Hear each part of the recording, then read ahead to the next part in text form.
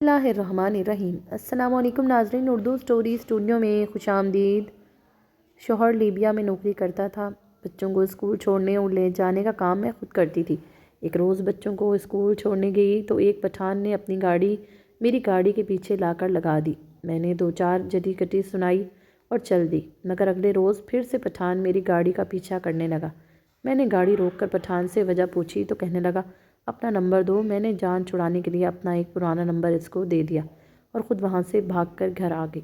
مگر رات ہوئی تو میرے ہوش اڑ گئے جب آدھی رات کو پٹھان میرے گھر رات کے 12:30 بج رہے تھے جب ایک بار پھر دروازے پر دستک ہوئی۔ اسی پل بجلی بھی جا چکی تھی، پورا گھر گھپ اندھیرے میں ڈوب چکا تھا۔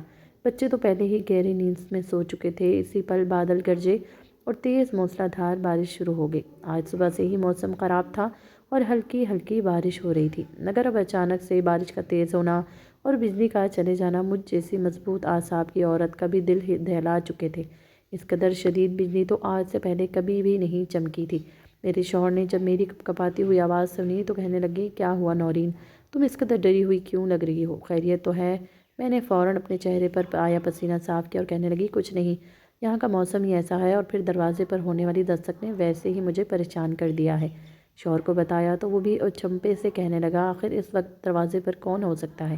وہ بھی آدھی رات کو؟ میں نے فون سے کان ہٹا کر دوسرے کان سے لگایا اور بولی کہ پتہ نہیں کون ہے جو اتنی زور سے دستک دے رہا ہے۔ بجلی جا چکی تھی اور وہ دستک مزید تیز ہو چکی تھی۔ میں نے فوراً ایک ہاتھ میں ٹارچ اٹھائی اور شوہر کا فون کان سے لگائے دروازے کھولنے کے لیے جانے لگی۔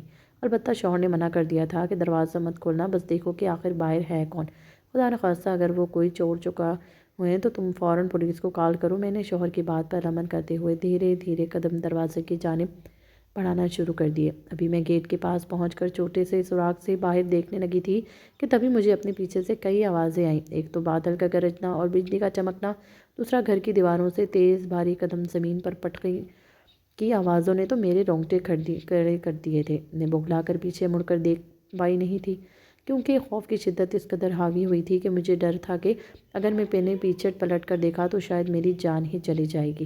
وہی شوہر فون پر ہیلو ہیلو کہہ کر بار بار مجھے مخاطب کر رہا تھا، مگر مجھ میں تو اتنی ہمت ہی نہ رہی تھی کہ کچھ اس سے بتا سکتی۔ آخر یہاں ہوا کیا، میں نے دروازے کے ساتھ خود کو ٹکایا اور جو ہی ہلکی سی گردن موڑ کر پیچھے دیکھا تو میرا وجود کانپ کر رہ گیا، کیونکہ گھر میں تو 5 لوگ پچھلی دیوار سے کودے تھے۔ میں چونکہ دروازے کے پاس کھڑی تھی اور ٹارچ بھی بند ہو چکی تھی، اس لیے وہ مجھے نہیں دیکھ پائے تھے۔ وہ 5 ہٹے کٹے مرد آخر میرے گھر میں کیا کرنے آئے تھے؟ ان کا چہرہ بالکل واضح تھا، انہوں نے تو اپنا چہرہ بھی نہیں چھپا رکھا تھا۔ میرے ذہن میں بے ساختہ پٹھان آیا، کہیں اس پٹھان نے تو میرے ساتھ اتنا سوچنا تھا کہ میرے دل تیزی سے دھڑکنے لگا۔ اسی پل دروازے پر ایک بار پھر سے دستک ہوئی۔ دروازے پر دستک ہونا تھی کہ وہ مشکوک لوگ بھی چوکنے ہو گئے اور دروازے کی جانب دیکھنے لگے۔ ان کی نظر دروازے کی جانب بڑھنا تھی کہ آسمان پر بجلی چمکی اور بجلی چمکنے کی روشنی میں ان چوروں نے مجھے دیکھ لی۔ یہ حالت ہی کچھ ایسی تھی، بارش کی وجہ سے بال بھیگ چکے تھے اور کپڑے بھی گیلے تھے۔ میں نے تو دوپٹہ لینا بھی مناسب نہ سمجھا تھا، اپنے ہی دھیان میں باہر چلی آئی تھی اور اب ان لوگوں کو دیکھ کر مجھے شرم محسوس ہونے لگی تھی۔ وہ مرد مجھے مشکوک نظروں سے دیکھتے ہوئے میری جانب بڑھنے لگی۔ ان کے چہرے پر ایک مسکراہٹ پھیلی ہوئی تھی، یوں لگتا تھا جیسے میرے لیے یہاں آئے ہیں۔ میں چیختے ہوئے فوراً دوسری جانب بھاگنے لگی، مگر تبھی دروازے کے باہر سے جو آواز آئی وہ سن کر میرے قدم وہیں رک گئے۔ یہ تو وہی آواز تھی جو میرا شوہر لیبیا میں کام کرتا تھا، اس کی وہیں پر ایک اچھی نوکری لگ چکی تھی اور وہ مہینے کے لاکھوں روپے کما کر ہماری جانب بھیجا کرتا تھا۔ میرے 4 بچے تھے اور چاروں ہی مجھ پر بے حد عزیز تھے۔ باقی سودا سلف تو میں آن لائن منگوا لیا کرتی تھی، مگر بچوں کو اسکول چھوڑنے اور واپس لانے کی ذمہ داری میری تھی۔ مگر کئی روز سے مجھے انہیں چھوڑنے میں کافی دقت پیش آ رہی تھی۔ ایک روز جب میں بچوں کو چھوڑنے کے لیے اسکول گئی تو ایک پٹھان نے میری گاڑی کے پیچھے اپنی گاڑی لگا دی۔ میں نے اس وقت گاڑی ریورس کرنا تھی، مگر پلٹ کر دیکھا تو گاڑی اپنی جگہ سے ٹس سے مس نہ ہو رہی تھی۔ میں نے کئی بار ہارن بجائے اس ہاتھ کا اشارہ بھی کیا کہ بھائی اپنی گاڑی تھوڑی پیچھے کرو، مجھے راستہ دو، مگر اس نے تو میری ایک نہ سنی۔ آخرکار بلا وجہ ٹریفک جام ہونے کی وجہ سے مجھے بچوں کو اسکول لانے سے دیری ہو گئی۔ میں نے سمجھا کہ شاید یہ ایک دن کا سیاپا ہے، مگر یہ تو اب روزانہ کا معمول بنتا جا رہا تھا۔ اگلے روز جب میں بچوں کو اسکول میں چھوڑ کر واپس گھر کے لیے واپس آ رہی تھی تو ایک بار پھر ایک گاڑی نے میرا پیچھا کرنا شروع کر دیا۔ میں جہاں جہاں گاڑی گھماتی وہ گاڑی بھی میرا پیچھے آ رہی تھی، یہاں تک کہ وہ کار بالکل میری کالونی میں بھی پہنچ گئی تھی۔ مجھے تو مشکوک لگنے لگا تھا، آخر وہ میری گاڑی کے پیچھے کیوں آ رہی تھی۔ میں نے جب گاڑی کے شیشے سے اس گاڑی کی جانب دھیان دیا تو اس میں بیٹھے ہوئے شخص کو دیکھ کر چونک سی گئی۔ اس میں 25-26 سال کی عمر کا پٹھان بیٹھا تھا۔ اس کے چہرے کے خد و خال اور رنگ و روپ سے یہ بات واضح تھی کہ وہ ایک پٹھان قبیلے سے تعلق رکھتا ہے۔ اس کے چہرے پر شدید کرختی تھی، وہ سنجیدہ تھا، مگر اس کے ماتھے پر غصے سے بل پڑے تھے۔ اس نے گاڑی کو لا کر ایک بار پھر میری گاڑی کے پیچھے روک دیا اور پھر گاڑی سے اتر کر میری جانب آنے لگا۔ میرا دماغ میں تو ویسے بھی پٹھانوں کا کوئی اچھا تاثر نہ تھا۔ میں نے تو جب بھی فلموں میں یا پھر عام طور پر دیکھا تھا تو میرے دل میں ہی ان کے لیے ایک ہی تصویر بنتی تھی کہ یا تو بندوقیں اٹھا کر گھومتے رہتے ہیں یا پھر قتل و غارت ہی کرتے رہتے ہیں۔ اس پٹھان کو جب گاڑی سے اتر کر اپنی گاڑی کی جانب آتے ہوئے دیکھا تو میرے ہوش اڑ گئے۔ دل میں ایک عجیب سا خوف سر اٹھا تھا۔ وہ مجھے مارنے کو تو نہیں آ رہا تھا۔ اس وقت تو پٹھان شکل و صورت سے کہیں سے بھی کوئی امیر نہیں لگ رہا تھا۔ اس کار کا مالک تو بالکل بھی نہیں لگتا تھا۔ ایسا لگتا تھا وہ جیسے کوئی عام سا ملازم ہو یا پھر اس کار کا ڈرائیور ہی ہو سکتا تھا۔ وہ میری جانب آتا اس سے پہلے ہی میں نے گاڑی زن سے چلائی اور فوراً گلیوں سے گزر کر اپنے گھر کی جانب چلی آئی۔ یہاں پر 3-4 راستے تھے، اس لیے مجھے امید تھی کہ وہ شخص اب مجھے ڈھونڈ نہیں پائے گا۔ گھر کے اندر پہنچ کر ہی میں نے سانس لی تھی۔ میں لمبے لمبے سانس لیتی گھر میں داخل ہوئی اور ایک دفعہ چھت پر جا کر گلی کا منظر ضرور دیکھا تو دور ایک گلی میں مجھے وہ پٹھان گھومتا ہوا دکھائی دیا جو مشکوک نظروں سے ہر سو شاید مجھے ڈھونڈ رہا تھا۔ آخر وہ میرا تعاقب کیوں کر رہا تھا؟ وہ تو شکل سے ہی مجھے کوئی غنڈہ دکھائی دیتا تھا۔ میرا تو حلق خشک ہو چکا تھا۔ آخر یہ کیسی مصیبت بیٹھے بٹھائے آن پڑی تھی۔ دل میں عجیب و غریب سے وسوسے آنے لگے تھے۔ چھٹی کا ٹائم ہوا تھا تو مجھے اپنے بچوں کو لینے کے لیے بھی جانا تھا، مگر اس پٹھان کے خوف سے تو میں باہر نہیں نکلنا چاہتی تھی، مگر بچوں کو لانا بھی لازمی تھا۔ اس لیے اپنی گاڑی کی جگہ میں نے ایک ٹیکسی بک کی اور میں اس میں بیٹھ کر بچوں کو لینے کے لیے جانے لگی۔ ہو سکتا تھا کہ اس نے میری گاڑی پہچان رکھی ہو۔ اگر میں گاڑی بدل کر جاؤں گی تو شاید میرا پیچھا نہیں کر سکتا۔ اس روز تو وہ مجھے کہیں نظر نہ آیا، مگر اگلے ہی روز جب دوبارہ میں اپنی گاڑی میں گئی تو ایک بار پھر وہ میرا پیچھا کرنے لگا۔ وہ بار بار اپنی گاڑی روک رہا تھا یا بلا وجہ ہارن بجا کر شور پیدا کرتا رہتا۔ مجھے تو غصہ آنے لگا تھا۔ آخر اس لڑکے کا مقصد کیا تھا؟ وہ کیوں میرا تعاقب کر رہا تھا؟ ابھی میں بچوں کو لیے اپنی کالونی میں داخل ہونے ہی لگی تھی کہ تبھی اس نے آ کر میری گاڑی کے سامنے رکوا دی۔ دل تو جیسے سینے میں ہی تھم کر رہ چکا تھا، کہیں وہ مجھے اکیلا دیکھ کر میرے ساتھ کچھ غلط ہی نہ کر ڈالے۔ وہ گاڑی سے اترا اور میرے پاس آ کر پشتو زبان میں کچھ کہنے لگا۔ میں حیرانگی سے اس کا چہرہ دیکھنے لگی کیونکہ میں تو پنجابی تھی، مجھے بھلا پشتو کیسے سمجھ آتی۔ میرے چہرے کے تاثرات دیکھ کر اسے اندازہ ہو گیا تو وہ ٹوٹی پھوٹی اردو میں مجھ سے کہنے لگا، او میڈم، ہم کو تمہارا نمبر چاہیے، تم ہم کو اپنا نمبر دو، ہم تم سے بات کرنا چاہتا ہے۔ اس کا انداز دیکھ کر میں نے فوراً اسے کہا، دفع ہو جاؤ یہاں سے، دوبارہ اگر میرا پیچھا کرنے کی کوشش کی تو مجھ سے برا کوئی نہیں ہوگا، پولیس میں کمپلین کر دوں گی اور تمہیں پولیس کے حوالے کر دوں گی۔ وہ مجھے حیرت سے دیدے پھاڑے دیکھنے لگا۔ میں اپنی گاڑی میں بیٹھ کر اپنے گھر تک چلی آئی۔ پٹھان تو میرے پیچھے ہی پڑ چکا تھا۔ شوہر کی روزانہ لیبیا سے کال آیا کرتی تھی۔ میں نے اب اس کے بارے میں شوہر کو بھی بتا دیا تھا۔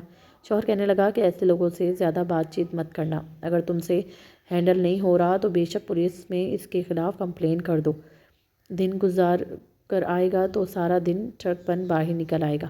میں بھی اب یہی سوچ چکی تھی کہ اگر اس نے مجھے مزید تنگ کیا تو میں اسے پولیس کے حوالے کر دوں گی۔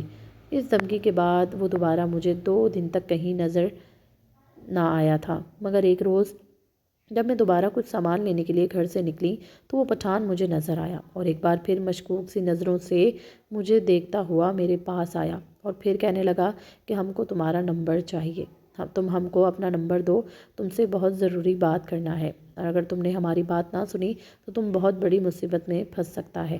میں نے ایک چاٹ سی نظر اس کے چہرے پر ڈالی، خود تو وہ سوکھا ہوا تنکا تھا، آخر میری کیا مدد کرنا چاہتا تھا۔ خیر، اسے دیکھ کر مجھے یہ اندازہ تو ہو چکا تھا کہ کم از کم وہ کوئی نقصان نہیں پہنچانے والا، مگر شاید وہ دل پھینک عاشق تھا جو مجھ پر دل ہار بیٹھا تھا اور اب ایسی باتیں کر رہا تھا کہ میں نے اس سے کہا کہ دیکھو بھائی، میں کوئی کماری 18 سال کی دوشیزہ نہیں ہوں، بلکہ 35 سال کی عورت ہوں اور میرے 4 بچے ہیں۔ میرا شوہر لیبیا میں رہتا ہے، مگر وہاں رہنے کے باوجود اس کے پاکستان میں اثر و رسوخ موجود ہیں۔ اگر میں اسے ابھی کال کی تو وہ تمہیں چٹکیوں میں اندر کروا سکتا ہے، اس لیے بہتر ہے کہ میرا پیچھا چھوڑ دو۔ اتنا سن کر وہ طنزیہ انداز میں جبائی لینے لگا اور بولا، تم پٹھان کو دھمکی دیتی ہے، شاید تم جانتا نہیں کہ ہم کون ہیں، اگر جانتا ہوتا تو ہم کو ایسی دھمکی ہرگز نہ دیتا۔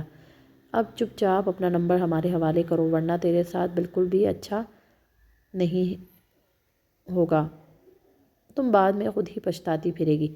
اس بار تو مجھے پٹھان کی کوئی بات سمجھ نہ آئی، مگر یہ آخر کو ایک نمبر ہے تو تھا، مگر کچھ غلط کہتا تو فوراً اسے بلاک کر دیتی، اس کی جگہ نئی سم لے لیتی۔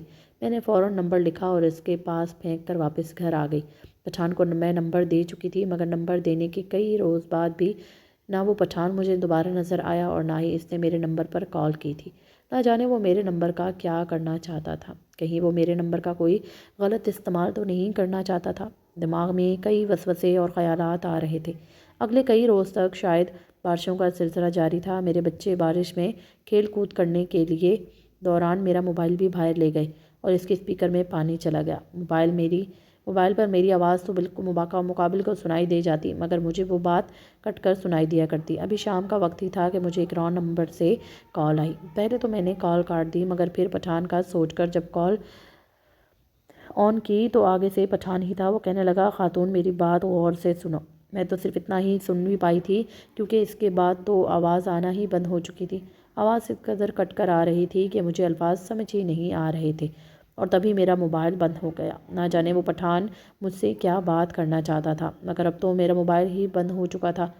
میں نے اپنے پاس رکھا دوسرا موبائل آن کر لیا اور اس پر شوہر کو آج کی ہونے والی روداد بتانے لگی۔ موسم کافی خراب تھا، بچے تو بارش میں کھیل کھیل کر بخار کر بیٹھے تھے۔ میں نے سب کو دوا دی اور سنانے کے لیے لٹا دیا، مگر تبھی تیز موسلا دھار بارش شروع ہو گئی تھی۔ تبھی دروازے پر بھی دستک ہونے لگی۔ میں گہری نیند میں سو رہی تھی، مگر شوہر کی کال آئی تو فوراً اٹھا لی۔ میں نے دستک پر دھیان نہ دیا۔ ابھی شوہر کے ساتھ بات کرتے ہوئے کچھ ہی دیر ہوئی تھی کہ ایک بار پھر دستک شروع ہو گئی۔ دستک کے ساتھ ہی بارش اور بجلی بھی چمکنا شروع ہو چکی تھی۔ میں نے فوراً دروازے کی جانب دیکھا، مگر کھولنے کی ہمت ہی نہ ہوئی۔ نہ جانے کون تھا جو اس وقت دروازہ کھٹکھٹا رہا تھا۔ شوہر کو بتایا تو وہ کہنے لگا، جا کر دروازے کے سوراخ سے دیکھو کہ باہر کون ہے، مگر دروازہ ہرگز نہ کھولنا۔ میں ابھی دروازے کے پاس پہنچی ہی تھی کہ مجھے بھاری بھرکم قدم گھر کی دیوار سے اندر آتے ہوئے دکھائی دیے۔ جو فوراً پلٹ کر دیکھا تو 5 ہٹے کٹے مرد اندر کو کود رہے تھے۔ ان کا چہرہ بھی واضح تھا، انہوں نے چہرہ چھپا ہی نہ رکھا تھا۔ میرے وجود میں سنسنی سی دوڑ گئی کہ کہیں پٹھان نے تو میرے ساتھ یہ سب سازش تو نہ کی تھی۔ اس گھر میں تو میں رہتی بھی اکیلی تھی اور میرے معصوم بچے تھے۔ مگر تبھی دروازے پر دستک ایک دفعہ پھر گونجی۔ دستک ہونا تھی کہ وہ مونچھوں والے مرد پچھلے دیوار سے کود کر آ رہے تھے، گیٹ کی جانب دیکھنے لگے۔ تبھی بجلی چمکی اور میرا وجود ان کے سامنے واضح ہو گیا۔ میرے تو پیروں کے نیچے سے زمین نکل گئی تھی، کیونکہ وہ 5 مرد میری جانب بڑھنے لگے تھے۔ تبھی دروازے سے آواز گونجی کہ میڈم جی جلدی دروازہ کھولو، ہم تم کو ان سے بچا لے گا۔ میں نے ہڑبڑا کر فوراً دروازہ کھولا اور سامنے وہی پٹھان کھڑا تھا۔ وہ بھاگ کر اندر داخل ہوا۔ اس کے ساتھ 2-3 اور بھی لوگ تھے۔ وہ حیرانگی سے اس پٹھان کو دیکھنے لگے جو ہاتھ میں ڈنڈے اور اوزار لیے انہیں مار رہا تھے۔ کچھ دیر بعد پولیس بھی آ گئی اور ان چوروں کو پکڑ لیا۔ میں تو روتی ہوئی بچوں کو سینے سے لگائے ان سارے منظر کو سمجھنے کی کوشش کرنے لگی۔ سب کچھ ہوا ہی اس قدر تیزی سے تھا کہ تبھی وہ پٹھان میرے پاس آیا اور آ کر کہنے لگا، باجی تم کو شام کو کال کر کے آیا تھا کہ میں تمہارے گھر میں آج واردات ہونے والا ہے، مگر تم تو میری سنتی ہی نہیں۔ میں نے اپنے موبائل کی خرابی پٹھان کو بتا دی۔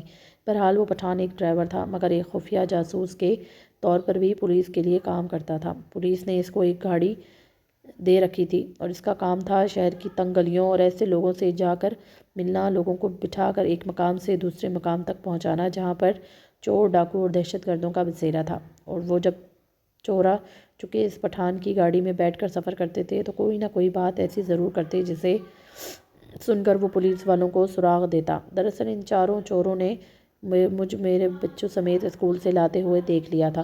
ہم لوگ پوری کالونی میں سب سے خوشحال تھے۔ انہوں نے جب میرے گھر میں کو دیکھا تو فوراً فیصلہ کیا کہ میرے گھر میں ڈاکہ ڈالیں گے۔ ان کے بیچ ہوئی یہ باتیں یہ پٹھان سن چکا تھا، تبھی بار بار مجھے اکیلے میں مل کر سب کچھ بتانا چاہتا تھا، مگر میں تو اسے ہی غلط سمجھ رہی تھی۔ جب حقیقت کا علم ہوا تو دل سے پٹھان کا شکریہ ادا کیا۔ پٹھان میرے سر پر ہاتھ رکھ کر بولا کہ باجی دوبارہ جب ضرورت ہو تو مجھ سے ضرور رابطہ کرنا، تمہارا بھائی ہمیشہ حاضر رہے گا۔ میں تو حیران تھی کہ انسانیت ابھی بھی زندہ ہے اور پٹھان کا میرے ساتھ کوئی رشتہ نہیں تھا، مگر اس کے باوجود اس نے میری اس قدر مدد کی تھی کہ میں دل سے اس کی مشکور تھی اور اس کو ڈھیروں دعائیں دینے لگی۔ اگر آپ کو ہماری کہانی پسند آئی ہو تو ہمارے چینل کو سبسکرائب لازمی کیجیے گا۔ ملتے ہیں اگلی کہانی میں۔ اللہ حافظ۔